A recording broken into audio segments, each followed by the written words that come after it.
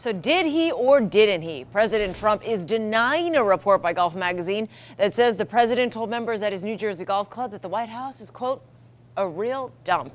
And last night, the president tweeted that he loves the White House. It is one of the most beautiful buildings he's ever seen.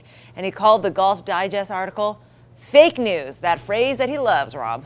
Well, by that same math, the president would then rather be spending his nights at 1100 Pennsylvania Avenue, the address of his Trump Hotel in Washington, D.C., which is not 5 stars, by the way, versus 1600 Pennsylvania Avenue, the address, of course, of the White House, the most famous building in America. It's pretty shocking, even if it was tongue-in-cheek, and we might never know if he actually ever spoke those words. But I looked into that with our research team. Could the Executive Mansion, as it was originally called, ever be considered a dump? And the answer is yes. Let's say that President Trump was president way back in the year 1800 when John and Abigail Adams first moved into the White House. You could probably call it a dump way back then. First of all, there was no heat.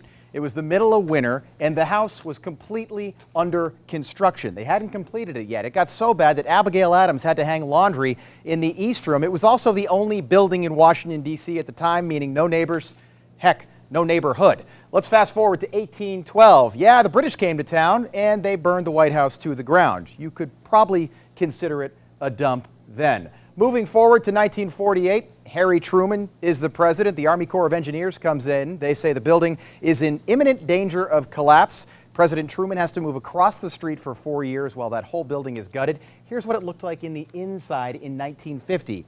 Kind of dumpy, right? Yeah, you could say that. Well, here's what the White House looks like today. We just had that picture up a minute ago, 2017. Nothing dumpy about that picture right there.